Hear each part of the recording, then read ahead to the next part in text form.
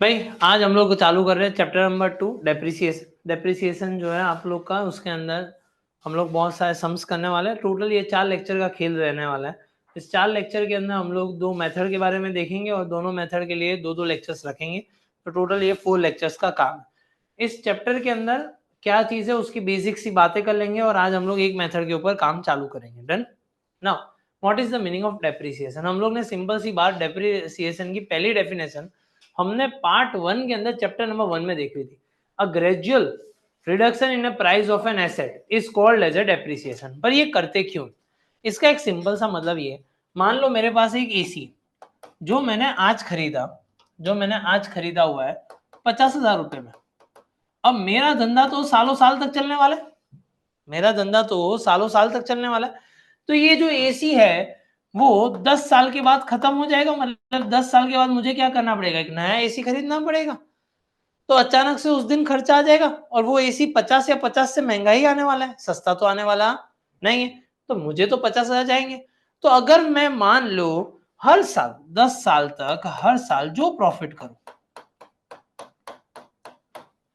1 2 3 4 5 6 7 8 9 और 10, अगर ये 10 साल तक जो भी प्रॉफिट करो उसमें से खाली 5,000 रुपए मैं अपने प्रॉफिट में से कम कर दूं, कम कर दूं, तो ये 5,000 रुपए साल के अंदर अंत तक आते आते 10 साल के बाद मेरे पास साइड में जमा होते होते कितने रुपए हो जाएंगे?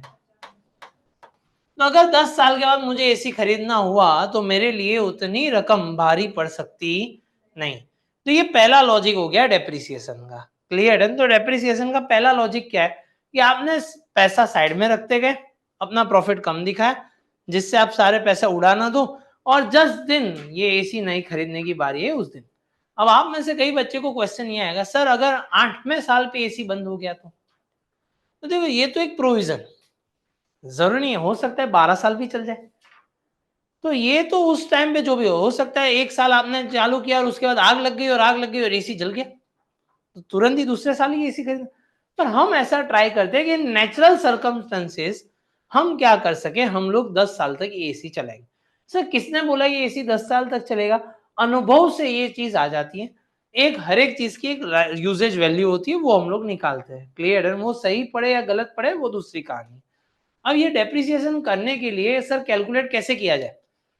आड़ेतर कोई भी अमाउंट ले ले तो ऐसे तो 10 मेथड है, पर हमारे कोर्स में 2 मेथड है।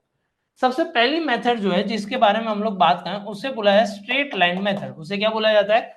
स्ट्रेट लाइन मेथड, या तो इसका दूसरा नाम है फिक्स इंस्टॉलमेंट मेथड। दो नाम है, स्ट्रेट लाइन मेथड या तो दूसरा नाम क्या है?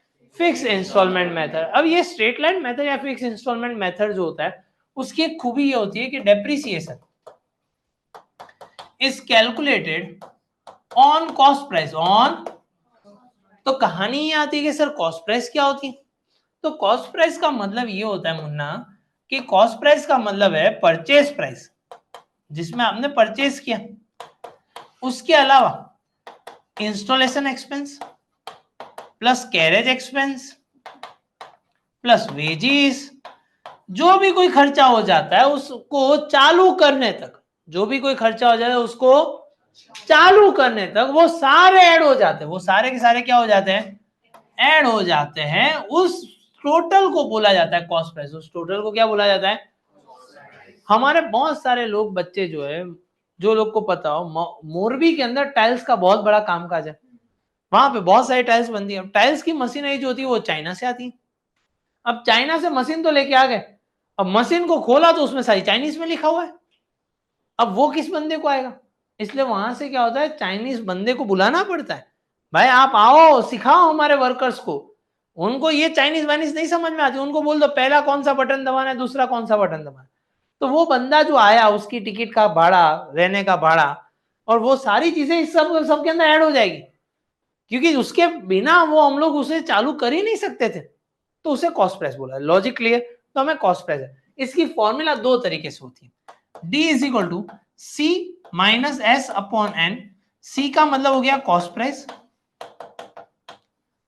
एस का मतलब हो गया स्क्रैप वैल्यू। स्क्रैप वैल्यू मतलब पस्ती में डाल दो तो कितने रुपए आएंगे, हर एक चीज की स्क्रैप वैल्यू भी होती है। और n का मतलब होता है number of years, number of years. या तो फिर आपकी दूसरी फॉर्मूला है d is equal to C into R upon 100। C का मतलब हो गया कॉस्ट प्राइस और आर का मतलब हो गया रेट ऑफ डेप्री, रेट ऑफ डेप्री। ये क्वेश्चन में दिया होगा। आज हम लोग टोटल सम करने वाले हैं, हम लोग 3 सम करने वाले हैं, क्लियर डन। और इस पूरे चैप्टर के अंदर आपको पूछा क्या जाएगा वो भी है, बच्चे लोग पूछते कि भी पूछा है। एक मशीन अकाउंट बनाना होगा, दूसरा डेप्री अकाउंट बनाना होगा, तीसरा जनरल एंट्री बनाना होगा और फिर होगा फाइनल अकाउंट्स के अंदर इफेक्ट। सर क्या सारी चीजें दे देंगे हमें ना? क्वेश्चन में लिखा होगा क्या क्या। आज हमारा ध्यान जो होगा मेजरली कहां पे होगा, मशीन अकाउंट पे, और दूसरा मैं सिखा दूंगा डेप्री। ये दोनों चीजें मैंने नोट्स के अंदर यहाँ पे रखी तो हुई है, क्लियर है, पर अभी के लिए कुछ भी इसका करना नहीं है। वक्त आने पे इसकी चर्चा करेंगे जनरल एंट्री बनती कैसे। इसलिए आप जब रिकेप करो इस चीज को तो आपको याद आए अच्छा अच्छा अच्छा सर ने लिखा हुआ था और इस हिसाब से जनरल एंट्री आ रही है, क्लियर है। फाइनल अकाउंट्स का इफेक्ट हम लोग फाइनल अकाउंट्स पढ़ चुके हैं, इसलिए आप लोग को दिमाग में है ही कि फाइनल अकाउंट में किस तरीके से होता है। चलो अब कहानी है स्ट्रेट लाइन मेथड या तो फिक्स इंस्टॉलमेंट। फिक्स इंस्टॉलमेंट इसलिए बोला है क्योंकि इसका डेप्रिसिएशन की अमाउंट क्या रहती है, सेम रहती है। तो जब डेप्रिसिएशन सेम है, सेम मतलब फिक्स, और हर साल वही अमाउंट है मतलब इंस्टॉलमेंट, किस्त, क्लियर डन। हम लोग बोलते हैं ना हमारा ईएमआई चल रहा है, ईएमआई मतलब क्या होता है, सेम अमाउंट जा रहा है वो, तो इंस्टॉलमेंट, फिक्स इंस्टॉलमेंट मेथड। अब सम के अंदर ध्यान देना, यहाँ पे मैं जो बातें बता रहा हूँ उसके ऊपर ही फोकस करना, उसके अलावा कुछ करना नहीं। सबसे पहली चीज, Suresh limited purchase a machine for 63,600 on 1/4/2012। 1/4/2012 पे 63,600 की एक मशीनरी खरीदी हमने। इंस्टॉलेशन एक्सपेंस हो गया 1000 रुपए। भाई इसकी स्क्रैप वैल्यू जो है, स्क्रैप वैल्यू वो बोली हुई है 14,600, स्क्रैप वैल्यू बताई हुई है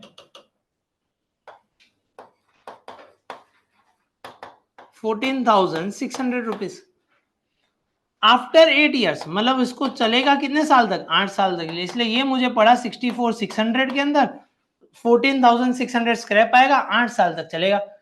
determine the annual amount of depreciation and annual rate of depreciation. तो पहले D is equal to C minus S upon N। Sir आपने ये फॉर्मूला क्यों ली? क्योंकि मेरे पास कॉस्ट प्राइस थी, मेरे पास स्क्रैप वैल्यू था, मेरे पास N था, तो मैंने वो वाली फॉर्मूला ले ली। तो यहाँ पे है 64,600 माइनस 14,600, कैलकुलेटर निकालना बच्चा पार्टी, डिवाइडेड बाय 8 करो, कितना आंसर आ रहा है 6250। ओके, तो मुझे पता चल गया हर साल डेप्रिसिएशन कितना देना है 6250। अब कंपनी 31 मार्च को ये करती है और आपको इसके कंपनी के जनरल एंट्री लिखने पहले 3 साल के लिए और मशीन अकाउंट और डेप्रिसिएशन अकाउंट भी बनाने पहले 3 साल के लिए। तो हमने पहले 3 साल बना था। ये आ गया 1/4/2012, फिर आ गया 31/3/2013, 31/3/2014, 31/3/2015। तो पहले साल जो मशीनरी था 64,600 का, मैंने एक साल यूज किया, ये एक साल यूज किया, तो कितना पैसा कम हो गया, 6250 कम हो गया। माइनस करो तो 64,600 माइनस 6250, 5350। ओके, वापिस से 6250 वापिस से हमने यूज किया, कम कर दिया, बोलो इसमें से कम करके 5210, वापिस से 6250 मैंने माइनस कर दिया 45850। डन। ये हमने 3 साल, ये वर्किंग नोट है और ये एलिस ब्रिज सबको बनाना है, ये एलिस ब्रिज सबको बनाना है, क्लियर है। इसके बिना आप काम नहीं कर सकते। अब आप सोचो सर हम लोग डायरेक्टली कर दे, नहीं होगा, आगे के कुछ सम इजी है तो हो जाएगा वरना होगा नहीं। ये बन जाता है तो समझ लो 90% आपका काम हो गया। अब आपको क्या करना है, मशीन अकाउंट में जाना है।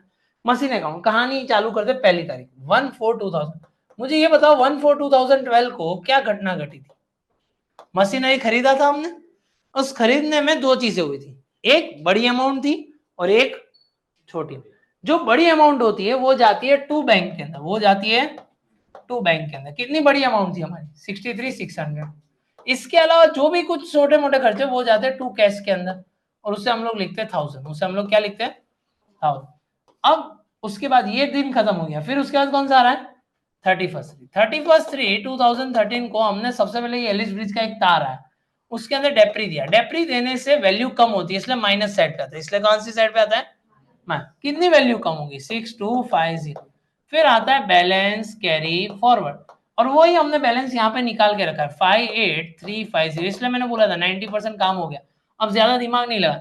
अब ये 31st 3 के बाद आता है 1/4/2014, यहाँ पे लिखते हैं टू बैलेंस ब्रॉड फॉरवर्ड, सही बात है, ऐसा तो सीखे हो ना। हाँ, तो 58350। फिर हम लोग वापस से ये दिन भी खत्म, अब आ गए ये दिन पे 31st 3 2014। यहाँ पे हमारे पास पहला तो एक एलिस ब्रिज का तार आ रहा है, इसलिए डेप्री लिख देते हैं, कितना कम हो गया 6250, और बैलेंस निकलता है बैलेंस कैरी फॉरवर्ड, वो हमने नीचे लिखा है 52400 52100। चलो अब हम लोग आ जाते हैं 1/4/2015, यहाँ पे लिख देते हैं टू बैलेंस ब्रॉड फॉरवर्ड, और कितने रुपए थे 52100। फिर हम लोग आ गए इस डेट पे 31st 3 2015, यहाँ पे लिख देते हैं बाय डेप्री, वापिस से हमने पैसा कम हुआ, कितना कम हुआ 6250, यहाँ पे लिख देते हैं बैलेंस कैरी फॉरवर्ड, और अमाउंट है 45850, और यहाँ पे हम लोग लिख देंगे बैलेंस ब्रॉड फॉरवर्ड 1/4/2016। नहीं ये 15 है, तो ये कौन सा हो गया, मैं ये 31st 3 13, फिर ये 31st 3 ये 13 हो गया, ये 14 के बाद यहाँ पे 14 15 16, ये होगा 15। भाई ये अभी डेट बराबर है 1/4/2012 31st 3 13, 1/4/2013 31st 3 14 14, फिर 15 15, चलो ये डेट बराबर है, क्लियर डन। चलो यहाँ तक किसी को कोई डाउट है? Done, okay. चलो ये हो गया हमारा पहला वाला काम। इसमें किसी को कुछ भी डाउट हो तो पूछ लो, पक्का समझ में आया? ये एलिस ब्रिज के थ्रू, मतलब ये हो गया तो हमारा काम खत्म। अब हमें दूसरा अकाउंट बनाना होता है डेप्रिसिएशन। दूसरा अकाउंट कौन सा बनाना होता है? डेप्रिसिएशन, बहुत ही इजी, पपलू। बराबर, आप डेप्रिसिएशन के अंदर मुझे ये बताओ क्या करते हो डेप्रिसिएशन जब वहां पे होता है फाइनल अकाउंट्स के अंदर? तो आप डेप्रिसिएशन में दो काम करते हो। सबसे पहला काम ये करते हो, एसेट में से माइनस करते हो, और दूसरा काम लिखते हो पीएनएल अकाउंट में। दूसरा काम कहाँ पे लिखते हो? सेम चीज डेप्रिसिएशन के अंदर। हम लोग डेप्रिसिएशन हमेशा ईयर के एंड में देते हैं। हमारा ईयर एंड पहला कौन सा चालू होता है? 31st 3 2013। तो मैं यहाँ पे जाऊंगा 31st 3 2013 लिखूंगा, यहाँ पे लिखूंगा टू मशीन, यहाँ पे लिखूंगा टू मशीन, और अमाउंट थी शायद से 6250। अमाउंट कितनी थी हमारी? 50, बस ये लिखी। यहाँ पे टोटल लगाया 6250, यही टोटल बाजू में लगाया 6250, ऊपर लिख दिया 6250, और ये पीएनएल में ट्रांसफर कर दिया, पीएनएल अकाउंट, और ये भी हो गया 31st मार्च 2013। फिर दूसरा साल आया 31st मार्च 2014, वापिस से लिखो टू मशीन 6250, नीचे लिखो 6250, बाजू में लिखो 6250, ऊपर लिखो 6250, बोलो पीएनएल अकाउंट, और लिख दो 31st मार्च 2014। अब बोलो 31st 3 2015, लिख दो टू मशीन 6250, नीचे लिख दो 6250, बाजू में लिख दो 6250, ऊपर लिख दो 6250। ये ऐसा है, जोर से बोलो जय माता जी, वैसे करते जाने हैं 31st 3 2015। हो गया, ये इतनी पपलू सी चीज थी, दे दी थी बनाने के लिए, मार्क्स देने के लिए बनी हुई चीज है। यहां तक किसी को कोई डाउट है? पक्का समझ में आई बात है? चल ठीक है, अब जर्नल एंट्री की बात अभी के लिए छोड़ देते हैं। जर्नल एंट्री के अंदर हम लोग आ जाते हैं फाइनल अकाउंट। भाई आप बच्चा फाइनल अकाउंट्स कर चुके हो ना? बैलेंस शीट में पता है मशीनरी में से माइनस करते थे डेप्रिसिएशन, बस इतना ही, पूरी बैलेंस शीट नहीं बना, इतना ही बनाना है छोटा सा ऐसा। और वही जो डेप्रिसिएशन की अमाउंट है वो आप कहाँ पे लिखते थे? पीएनएल अकाउंट डेबिट साइड पे लिखते थे, बस ऐसा लिखना है, खत्म कहानी। ये अगर आपको फाइनल अकाउंट्स आता है तो ये दो चीजें तो आती होगी, क्लियर डन। तो यहाँ भी हमारा क्लियर हो गया। तो आपको टोटल क्वेश्चन में, अब सर क्या हमें सारी चीजें पूछेंगे? नहीं पूछेंगे, आपको कुछ पूछेंगे मशीनरी अकाउंट बना दो, आइदर पूछ सकते हैं मशीनरी और डेप्री बना दो, आइदर पूछ सकते हैं मशीनरी और जनरल एंट्री बना दो, कोई दो कॉम्बिनेशन पूछ सकते हैं, इससे ज्यादा पूछेंगे नहीं, क्लियर डन। इसलिए ज्यादा टेंशन लेने वाली बात नहीं है, फटाफट से ऐसा कर दो। ये वर्किंग नोट बहुत इंपॉर्टेंट है, वो लिख लो, और मशीन अकाउंट बना लो। होमवर्क में सारी चीजें लिख लेनी है, जनरल एंट्री के साथ लिखना। हेलो स्टूडेंट्स, कैसे हो आप सब लोग। आज मैं एक छोटी सी अनाउंसमेंट करने आया हूँ। हम लोग ने एक नया कोर्स अनाउंस किया हुआ है। वो कोर्स है क्योंकि आप सब बच्चों का बहुत सारा प्यार था और बहुत सारे कमेंट्स आ रहे थे, हम लोग को डीएम्स आ रहे थे इंस्टाग्राम के ऊपर कि सर अगर हमें लाइव में बैठना, क्योंकि आप अपने जो क्लास के जो वीडियोस है उसे ही आप दे रहे हो, तो अगर हमें लाइव सेशन में बैठना हो, उसके साथ डाउट पूछने हो, तो क्या कर सकते हैं हम लोग। तो हमने एक स्पेशली कोर्स बनाया हुआ है। पायलट टेस्टिंग हमने अभी उसका कंप्लीट कर लिया है। उस कोर्स के अंदर आप यूकेआईसी ऑनलाइन पे जाके या तो फिर यूकेआईसी ऑनलाइन की ऐप पे जाके 11th के लाइव लेक्चर्स वाला एक कोर्स है 7199 रुपीज़ का, जिसके अंदर हम लोग दो चीज़ें आपको देते हैं। एक, आपको नोट्स मिल जाती है, तो आप हमारे साथ जो बच्चे जो सम्स गिनते हैं वैसे ही सम्स कर सकते हो। दूसरी चीज़, आपको सारे के सारे लाइव लेक्चर्स हैं। लाइव लेक्चर्स हमारे नॉर्मली 3 दिन रहते हैं। मंडे को रहता है, वेडनेसडे को रहता है और फ्राइडे को रहता है। टाइमिंग होता है 2:30 to 3:30। हाँ, अगर मान लो ये टाइमिंग पे आप स्कूल पे हो या तो आप कोई दूसरी एक्टिविटी में हो जहाँ पे ये अटेंड नहीं कर सकते, तो आपको ये सारे लेक्चर्स का वीडियो रिकॉर्डिंग्स मिल जाते हैं। एज वेल एज ये सारे जो लेक्चर्स हैं उन सबकी पीडीएफ भी ऑन द स्पॉट अपलोड कर दी जाती है। अभी के स्टेज के अंदर हम लोग ने ये सारी चीज़ें करके रखी है। Also we are planning to introduce कि जहाँ पे आप लोगों को एग्जाम के पेपर्स भी मिलते जाए। आपको एग्जाम पेपर किस तरीके से प्रैक्टिस करनी है, क्या करनी है, उसका क्या एक्चुअल सॉल्यूशन होना चाहिए, वो सारी चीज़ें हम लोग धीरे धीरे डाल रहे हैं। तो अगर आपको हमारे साथ, और हाँ, अगर आप उसके अंदर लाइव के अंदर ज्वाइंट हो रहे हो, तो आप डाउट भी पूछ सकते हो कमेंट के अंदर, तो जहाँ पे मैं खुद आपसे डाउट जो है आपके ऑन द स्पॉट क्लियर करवाऊँ।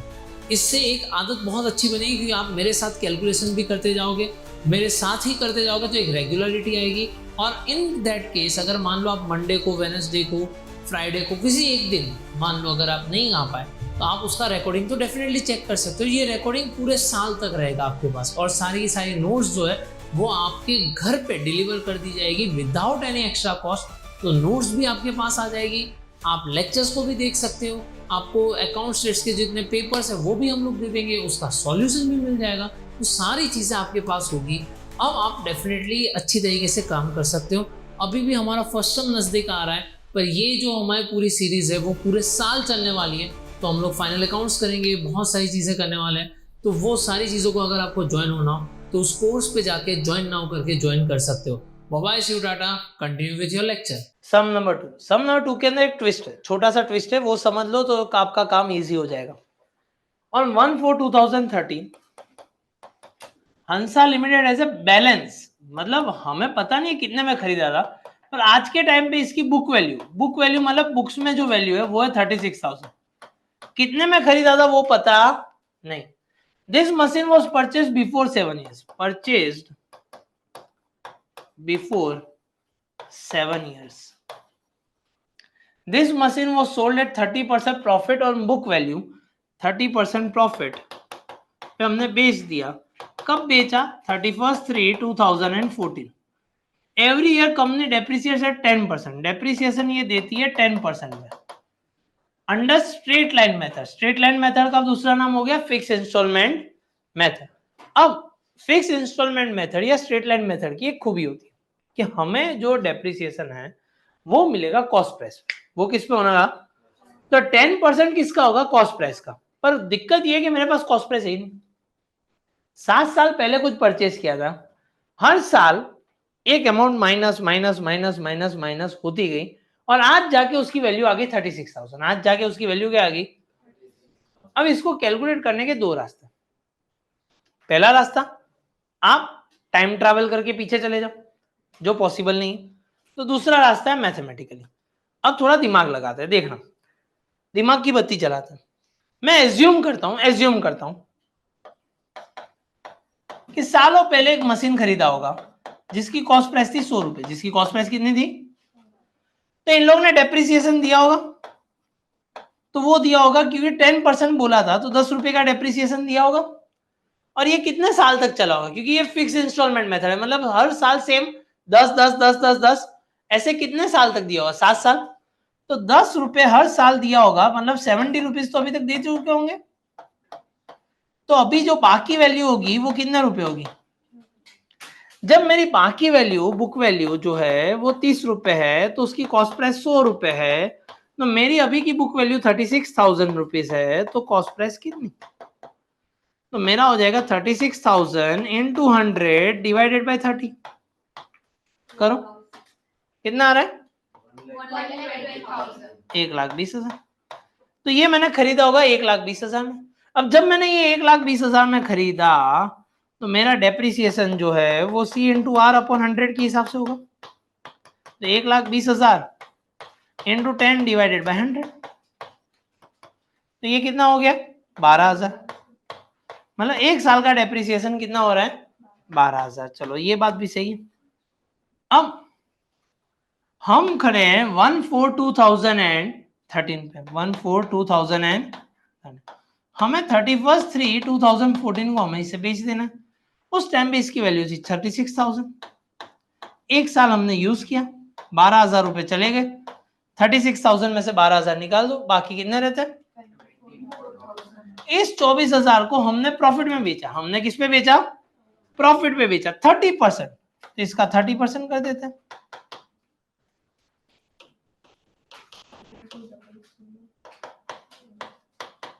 7/2, तो मतलब हमने बेचा होगा इसको करीबन 31,200 में। 31,200 में बेचा। ये बात किसी को कोई दिक्कत आए तो बोल दो इतने वर्किंग नोट के अंदर। ये समझ रहे हो वर्किंग नोट क्या कहना चाहता है? क्लियर हुई बात है? चलो अब हम लोग काम करते हैं मशीनरी में। हमारी कहानी चालू हुई थी 1/4/2013 से। यहां पे हम लोग लिखेंगे टू बैलेंस के ब्रॉड फॉरवर्ड। अब यहां पे ना तो मैं टू बैंक लिखूंगा ना तो मैं टू कैश लिखूंगा। क्यों? क्योंकि खरीदा था 7 साल पहले, तब किसी ने एंट्री की होगी। मेरा तो आज का बीच के टाइम पे, बीच में मैं क्या लिखता हूँ? Balance brought forward. वही आपने देखो, पहला साल छोड़ दो, लास्ट सम में देखो वहां पे क्या लिखा था आपने? Balance brought forward. समझ में? तो बैलेंस ब्रॉड फॉरवर्ड कितने रुपए लेके आए? 36,000। फिर उसके बाद आ गया 31/3/2014। वहां पे आपने दिया सबसे पहले डेप्री, ये एलिस ब्रिज बनाया 12,000 रुपए का। अब आपने बेच दिया। अब आपने क्या कर दिया? बेच दिया। बेच दिया तो मुनाफा हुआ या नुकसान? मुनाफा हुआ या नुकसान? प्रॉफिट। प्रॉफिट हुआ। मैंने यहां पे बोला था मशीन में ये प्लस साइड होती है, माइनस साइड होती है, ये डेबिट होता है, ये क्रेडिट होता है। तो प्रॉफिट आने से क्या मशीन की वैल्यू बढ़ जाती है कम हो जाती है? बढ़ जाती है। Very good. तो प्रॉफिट यहां पे लिखेंगे टू P&L अकाउंट, और यहां पे लिखेंगे profit on cell. Profit on cell. और ये 31/3/2014 पे थी। अगर मान लो घाटा होता तो क्या करते? तो यहां पे लिखते, कहां पे लिखते? क्रेडिट साइड पे। कहां पे लिखते? प्रॉफिट है तो कहां पे लिखा? लॉस होता तो? लॉजिक बैठा दिमाग में? चलो, अब वो कितना प्रॉफिट कमाया हमने? 7,200। अब क्योंकि मशीन जा रहा है, हम लोग रोते रोते अलविदा बोल रहे उसे कि भाई bye bye machine, bye bye bye bye. तो जब मशीन खरीदा था, पहला वाला सम देखो वापस से जो हमने अभी किया। जब मशीन खरीदा था तो हमने टू बैंक लिखा था, याद आया? बरा अब हम लोग मशीन को क्या बोल रहे? Bye bye. तो बाय बाय बोल रहे तो लिख दो ना यहाँ पे बाय बैंक। रोते रोते अलविदा कह रहे हम लोग इसकी, बारात जा रही है यहाँ पे। चलो 31,200। अब इन सब का टोटल लगा दो भाई। 36,000 प्लस 7,200 4,3,200, और ये भी हो गया 4,3,200। मशीन अकाउंट क्या हो गया हमारा? क्लोज। बस इतना सा सम था। इंपॉर्टेंट पार्ट ये वाला था, एजम्पशन से कैसे निकाला। अगर 7 साल की जगह पे 6 साल बोले होते और जितने परसेंटेज बोले होते उसको इंटू 6 कर लेते। अगर 5% बोला तो 5 इंटू 6 होता, 8% बोला होता तो 8 इंटू 6 होता। Clear done? ये कहानी हमें करनी है। वहां पे किसी को डाउट है? पक्का? चलो ठीक है। हेलो एवरीवन, आप सबके लिए एक मेगा अनाउंसमेंट। हम लोगों ने आपकी स्टडीज़ का जो सफ़र है वो और एंगेजिंग हो और इफेक्टिव हो, उसके लिए एक प्रोडक्ट लॉन्च की है। देखते हैं क्या है इसमें। अब आप लोग हमारे साथ अकाउंट्स और स्टेट्स के क्वेश्चन घर बैठे सॉल्व कर सकते हैं, क्योंकि हमने बुक डिज़ाइन की है कुछ इस तरीके से जहां पे क्वेश्चन है और उसके नीचे एक स्पेस दी गई है जो हम यहाँ पे क्वेश्चन सॉल्व करेंगे वो वहां पे कर सकते हैं। और साथ साथ में प्रैक्टिस सम्स रखे हर लेक्चर के बाद जो आपको करना है, जिससे आपके कॉन्सेप्ट हो जाएंगे बहुत ही क्लियर, और साथ साथ में नेक्स्ट लेक्चर की अंडरस्टैंडिंग हो जाएगी बहुत ही बेहतर, क्योंकि कर रहे हो हमारे साथ solve with the help of this books. Economics और बिजनेस एडमिनिस्ट्रेशन, जिसे हम लोग OCM के नाम से भी जानते हैं, हम लोगों ने नोट्स कुछ इस हिसाब से बनाई है जहाँ पे MCQs, 1 liners, 2 marker, 3 marker, 5 marker as per board pattern, जिस हिसाब से बोर्ड का पैटर्न है उसी हिसाब से फॉलो किया। और काफ़ी जगह पे काफ़ी चैप्टर्स में मैंने समरी नोट्स भी रखी है, जिस वजह से होगा क्या कि आप लोगों के लिए और ज़्यादा अच्छा हो जाएगा, क्योंकि टेक्स्ट बुक में काफ़ी बार ऐसा होता है ये डिफ़िकल्ट हो जा रहा है या कुछ हो जा रहा है, तो उसके लिए हम लोगों ने कुछ इस हिसाब से किया है। और काफ़ी चैप्टर्स में मैंने समरी भी दी है कि आप ये समरी देख लीजिए, आपके लिए और ईजी हो जाएगा। और स्पेशली अगर आप ये वीडियोस भी देख रहे हैं साथ साथ में और वो नोट्स को भी फॉलो करेंगे तो आपके लिए और आसान हो जाएगा। तो बच्चों, अगर आपको ये नोट्स परचेस करनी है so you don't have to worry, link मैंने ऑलरेडी डिस्क्रिप्शन में दे दी है, आपको यहाँ पे स्क्रीन पे भी दिखती होगी कि भाई आप लोगों को अगर ये नोट्स, हमारी जो अकाउंट स्टडी को भी ये मेन 4 सब्जेक्ट्स की जो अगर नोट्स है वो अगर आपको चाहिए तो it would cost only ₹4100। Don't worry, delivery charges है वो हम लोग बेयर करेंगे आपके लिए, तो इतना तो हम लोग कर ही सकते हैं, ठीक है। तो यहाँ पे जितनी भी सारी चीज़ें हैं, ये हमारे मेन 4 सब्जेक्ट्स की नोट्स, वो आप लोगों को सिर्फ 4100 में मिलने वाली है। YouTube पे आप हमारी नोट्स के साथ भी आप लोग पढ़ सकते हो, तो यहाँ पे आपकी पढ़ाई होगी और भी आसान with the help of UKIC online. Wish you all the very best. अगर कुछ भी डाउट हो कमेंट सेक्शन में आप कमेंट कर सकते हो। तो बस हमारे YouTube वीडियोस के साथ, ये बुक्स के साथ आपकी प्रैक्टिस हो जाएगी एक लेवल ऊपर, और वही चीज़ चाहिए हम लोगों को जहाँ पे मार्क्स अच्छी तरीके से स्कोर कर पाए। तो हैप्पी लर्निंग, मिलते हैं हम लोग बाद में। Bye bye, see you, Tata. आओ, अब हम लोग जाते हैं थर्ड सम को ध्यान से देखना। अब हम लोग थोड़ा आगे बढ़ रहे हैं, एडवांस लेवल पे जा रहे हैं। 1/4/2012 Harun Dodawala industry has purchase a machine for ₹2,75,000. The installation expense was 15,000 रुपए एंड कैरेज वॉज 10,000 रुपए। इन सबका टोटल लगाओ कितना हो रहा है? 2,75,000 प्लस 15 प्लस 10, 3 लाख रुपए हो रहे हैं। Okay. The company provides depreciation eight 8% every year, मतलब रेट जो है वो 8% है। Under straight line method this machine was sold eight 20% loss, sold at 20% loss. अच्छा, 20% लॉस पे बेचा होगा ऑन 31/3/2015। 31/3/2015 हम लोग खड़े 1/4/2012, मुझे जाना है 31/3/2015 तक। चलो, तो 1/4/2012, 31/3/2013, 31/3/2014, 31/3/2015। मजेदार बात पता है, हमेशा आपको है ना 3 साल का ही डेटा दिया जाएगा। 3 साल से ज्यादा ये लोग कभी पूछते नहीं, अनलेस एंड अनटिल आपके स्कूल टीचर अगर तूफानी करना चाहे तो, वरना नहीं पूछते। अब ये दिन पे ये 3 लाख का था। अब मुझे डेप्रिसिएशन निकालना है। Depreciation is equal to 3 lakh into 8%। 3 lakh का 8% कर दो, 24,000। तो हर साल 24,000 रुपए कम हो जाएंगे। तो 3 लाख में से 24,000 निकालो, 276, वापिस से 24,000 कम निकालो, 252,000, वापिस से 24,000 कम कर दो, 228,000। ये हो गया पक्का।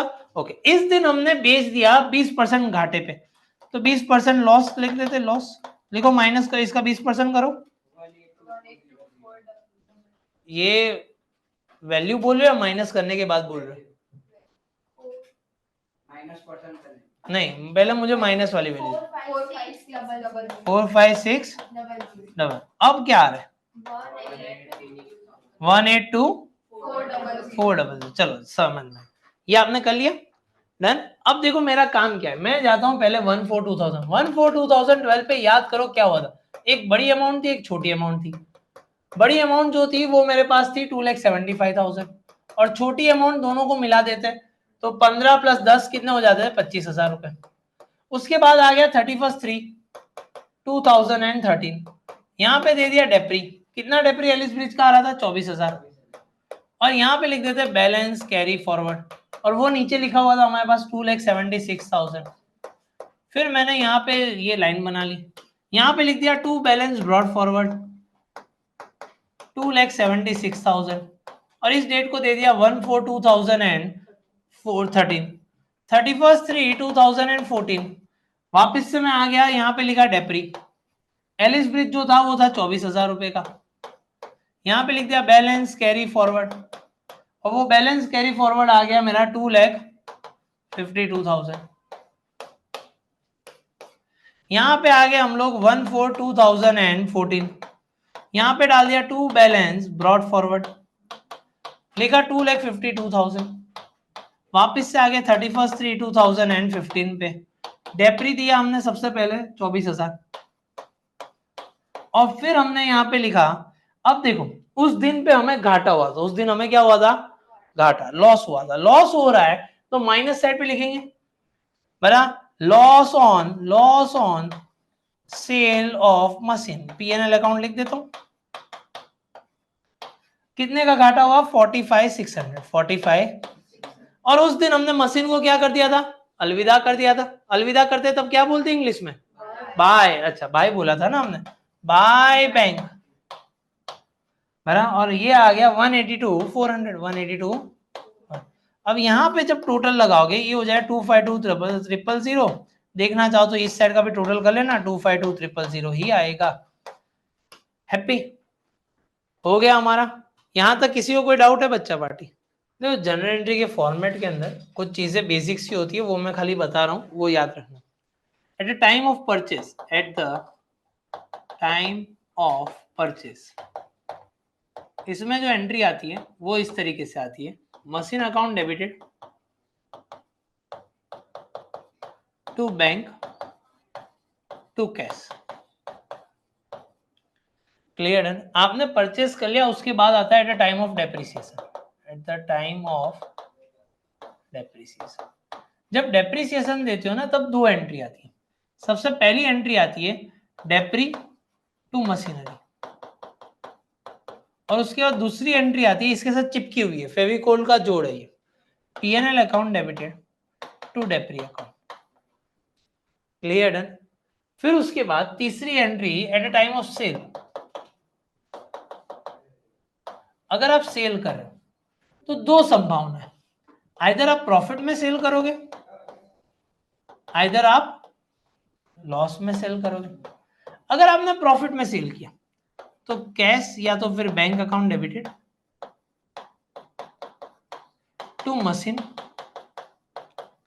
To profit on sale of machine,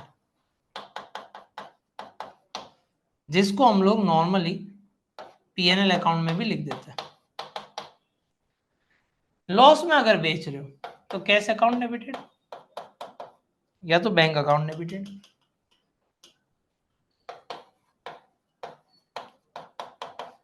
loss on cell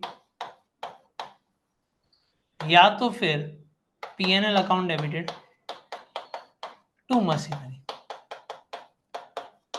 अब आपको यही एंट्रीज के ऊपर से सारी एंट्रीज बनानी है। जैसे पहला वाला क्वेश्चन था, आपने पहला वाला क्वेश्चन निकालो, जब हमने खरीदी की हुई थी तो पहली बार ये वाली एंट्री करेंगे सबसे पहले में, फिर हमने 3 साल तक लगातार डेप्रिसिएशन दिया था, तो 1 2 पहले साल के लिए, वापस से ये 2 दूसरे साल के लिए, वापस से ये 2 दूसरे तीसरे साल के लिए। तो टोटल आपकी एंट्रीज होगी 6 + 1 7 एंट्रीज होनी चाहिए।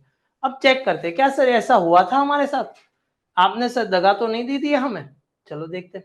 सबसे पहला machine bank to cash, depre machine PNL to depre, depre machine PNL to depre, depre machine PNL to डेप्री।